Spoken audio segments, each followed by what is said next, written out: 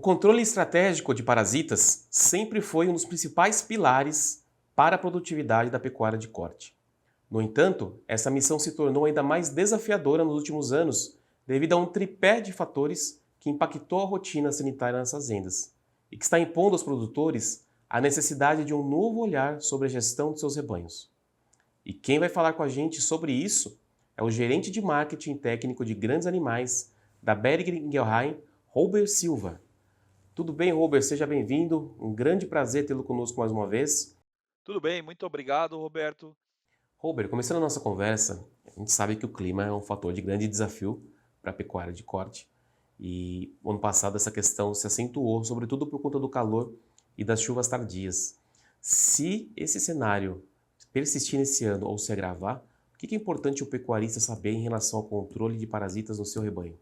O primeiro ponto, né, que o pecuarista tem que entender é que o desafio do parasita está intimamente ligado com o clima, né? Então, quando a gente tem seca, por exemplo, né, como aconteceu em algumas regiões, a gente vê que a primeira geração do carrapato, por exemplo, né, que começa aqui no Brasil de forma geral em setembro, pode passar um pouquinho mais e começar ali para novembro ou até final de outubro, começo de novembro. Então, é muito importante estar atento ao clima, às chuvas, ao começo das chuvas, a quando para a chuva, né, ao momento de seca, quando que ele vai ter mais capim, quando ele vai ter menos capim. Então, não é só importante para a nutrição, mas também é importante para a saúde animal. Além disso, né, nós temos desafios em diferentes sistemas de produção também. Por exemplo, no confinamento, você vai ter um desafio maior com poeira, que agrava os casos de doença respiratória bovina. Ah, já no caso de recria, por exemplo, ou cria mesmo, você tem que estar atento também à questão de parasitas e até com relação à imunidade dos animais mesmo, que devido a uma nutrição mais baixa pode reduzir, né, ou diminuir essa imunidade. Então a gente sabe que o clima está intimamente ligado com isso. E o pecuarista tem que estar atento a isso, porque vai mudar, né, ou vai influenciar o momento correto de você fazer a vermifugação, fazer um tratamento para o carrapato, fazer um tratamento para a mosca dos chifres, por exemplo, enfim, vai influenciar todo esse aspecto de desafio e momento de desafio que ele vai ter com relação aos parasitas na propriedade dele. E com relação às outras patologias, é possível cogitar uma desestabilização do calendário sanitário nas fazendas em decorrência dessas oscilações bruscas do clima? Eu não diria uma desestabilização do calendário sanitário, né? Eu diria que é uma adaptação do calendário de acordo com os desafios que você tem. Ah, a gente tende a procurar receita de bolo para resolver os problemas na propriedade, mas não existe receita de bolo. Na verdade, você tem que entender quais os desafios, o momento correto e estratégico para aplicar um medicamento, por exemplo, um vermífugo, por exemplo, né? Como você falou, o tema é carrapato, mas a gente pode falar, por exemplo, de verminose gastrointestinal. A gente sabe que existe o desafio de verminose gastrointestinal em bovinos, que na maioria dos casos é uma manifestação subclínica, ou seja, não apresenta um sintoma aparente nos animais, mas existe um efeito na questão do ganho de peso dos animais. E ao mesmo tempo, você tem que saber a hora correta de fazer essa aplicação dos medicamentos e qual medicamento você vai utilizar. Por exemplo, ah, uma categoria que é muito desafiada com relação à verminose gastrointestinal são os bezerros ali com 4 meses de idade, mais ou menos, né? Que é o momento que ele, de 3 a 5 meses, a gente pode dizer, que é o momento que ele começa a pastar, começa a se infectar com esses vermes e começa a ter esse desafio. Então é super importante tratar ele com um medicamento, com um vermífugo como o Ivomec Gold, por exemplo, que tem ação prolongada nesse período, exatamente para ele segurar esse desafio, né, de verminose que esse bezerro vai ter até a desmama, e aí na desmama se faz uma outra aplicação também para atender essa demanda também do estresse, né, que baixa a imunidade também desse bezerro. Ah, então, isso tudo depende, né, o calendário sanitário ele pode mudar ao longo do ano, dependendo do seu desafio, da realidade da sua propriedade e também da questão do clima, né, como a gente falou, que quando você tem seca muda os desafios, quando começa a chover mais cedo também os desafios mudam. Então é tudo adaptável de acordo com os desafios que você vai ter aquele ano. E outro ponto sensível é a remuneração ao produtor. Sabemos que o ciclo de baixa afetou o controle de parasitas nas fazendas, e embora a melhora nos preços nos últimos meses, essa postura mudou, Robert? O que vocês têm observado no campo? Ou ainda há um excesso de cautela por parte do produtor? Eu vejo que a gente está recuperando isso, né?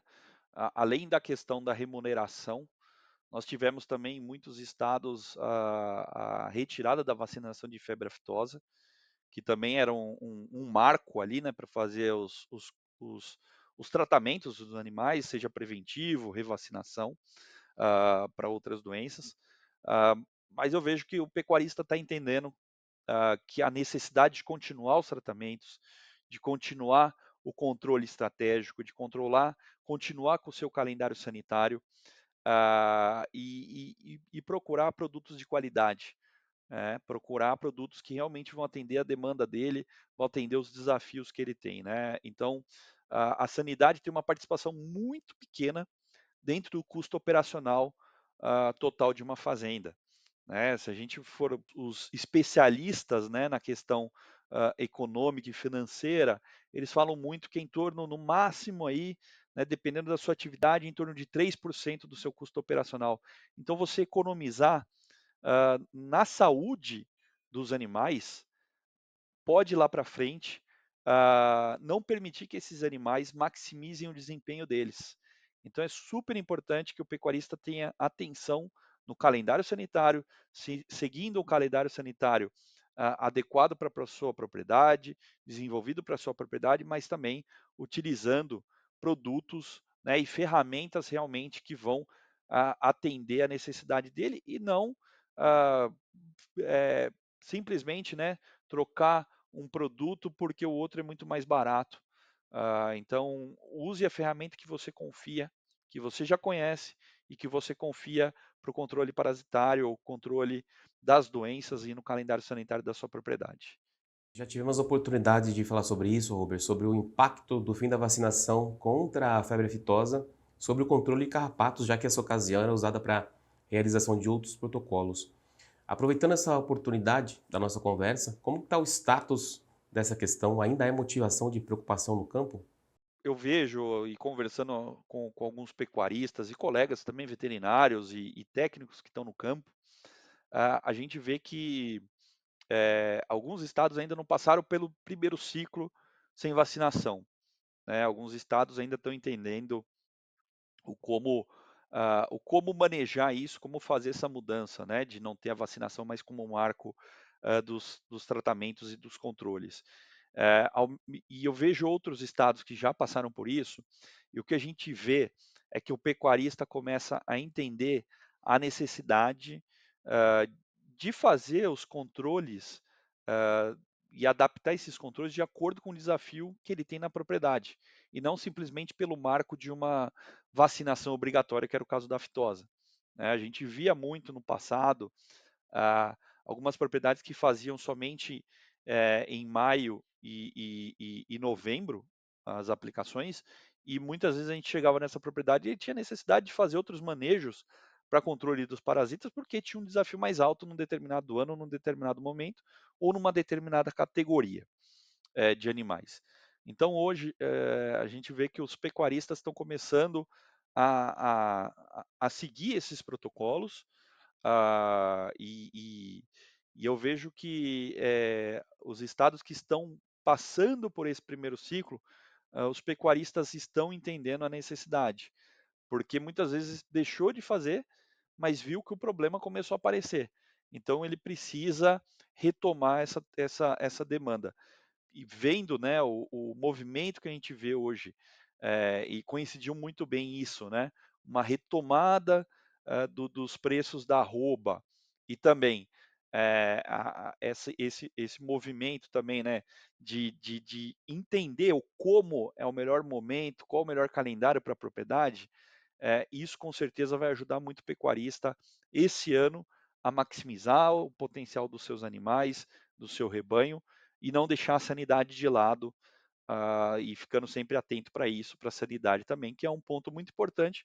E como eu disse, o investimento, o custo, dentro do custo total que você tem na sua propriedade, é muito pequeno para você negligenciar a saúde animal do seu rebanho. E olhando a sanidade do rebanho como um todo, Robert, quais os desafios que tendem a ser mais prevalentes no segundo semestre desse ano para o produtor? O que que a empresa prevê nesse sentido? Quando a gente fala de gado de corte, né, e acho que gado de leite também, com certeza um dos principais desafios que nós temos no segundo semestre, principalmente no começo ali da primavera, né, onde começam as chuvas, é o carrapato. Então a gente vê que o carrapato vai ser um grande desafio. Então, ah, às vezes a gente vê o pecuarista, às vezes até utilizando ferramentas ah, que em momentos errados, né, a gente pode dizer, ou muitas vezes você, nessa primeira geração, é muito importante que se tenha o controle desses parasitas, porque essa primeira geração de carrapatos, ela vai influenciar a segunda geração e a terceira geração. No Brasil, geralmente a gente tem, no Brasil central, aí, de forma geral, a gente tem de 3 a 4 gerações, né? Quando você vai mais para o norte do país, aí você tem um número maior de gerações. Mas geralmente no Rio Grande do Sul são 3, quando o inverno é mais mais rigoroso, você vai ter 3 e não vai ter a quarta, mas de forma geral, no Brasil central, aí a gente pode dizer que são de 3 a 4 gerações, né, que os estudos têm demonstrado. Ah, e você controlar essa primeira geração é super importante. E quando começa a segunda geração? Geralmente, quando começam as chuvas, na entrada da primavera, que aí a gente conta no segundo semestre. Outro desafio também super importante que nós temos é a mosca do chifre. As moscas dos chifres também têm regiões, na verdade já está difundido no Brasil todo, e a gente tem grandes desafios com mosca do chifre também no segundo semestre, principalmente quando começam as chuvas também. As moscas, né, começam, aumentam o desafio dessas moscas, um aumento populacional exponencial dessas moscas no ambiente.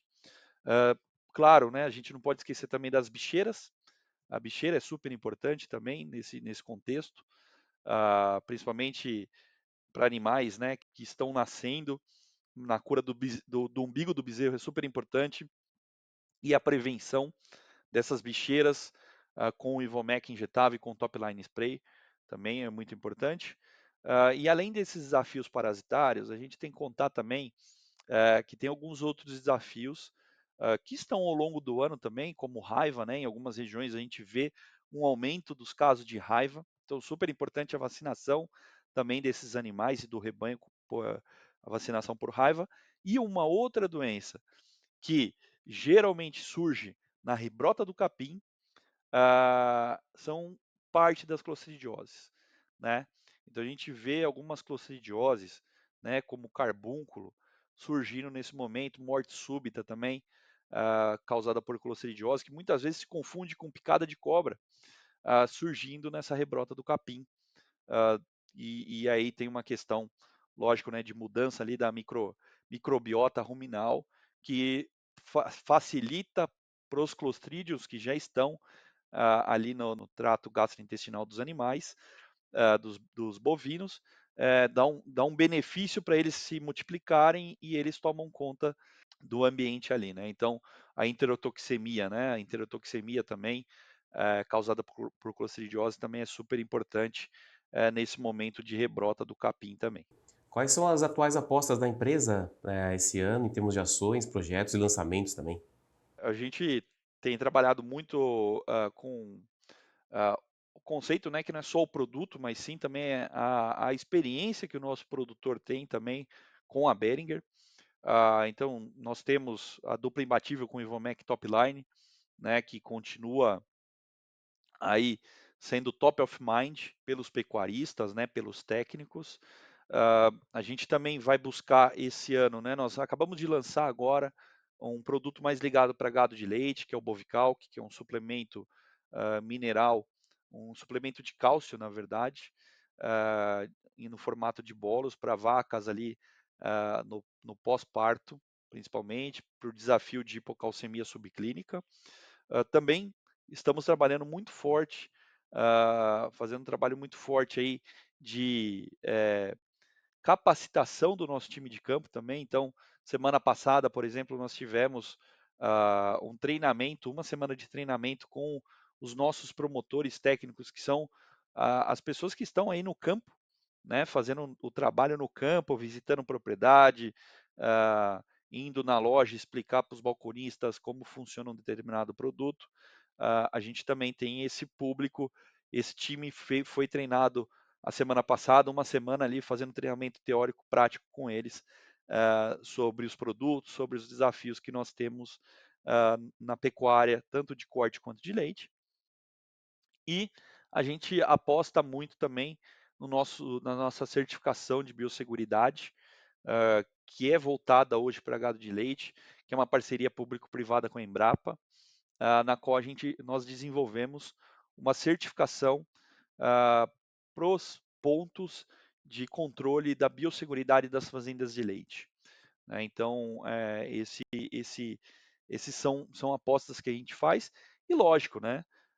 Estar nas feiras junto com nossos amigos pecuaristas, nos leilões, né? Nós temos uma parceria com uma grande empresa que é a Programa Leilões, que é a líder de leilões hoje no Brasil, no qual a gente está com eles, né, com uma parceria também dentro dos leilões ali, também mostrando a nossa marca, mostrando o nosso trabalho. Então, são várias ações que a gente tem feito, Roberto, e estamos planejando para esse ano, além, lógico, de coisas que feiras como Expo Inter, Mega Leite, Agroleite e as feiras mais regionais também, nós estaremos lá com o nosso time, com os nossos parceiros comerciais. Agradeço a sua participação, muito obrigado e até uma próxima oportunidade. Muito obrigado, Roberto.